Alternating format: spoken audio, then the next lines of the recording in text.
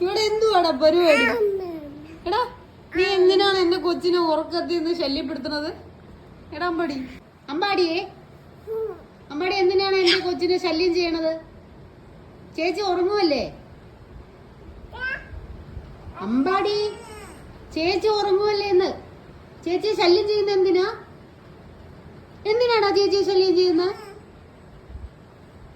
ചേച്ചി ഉറങ്ങിക്കോട്ടെ, ഇങ്ങ് ബാ അമ്പാടി, ഇങ്ങ് ബാ.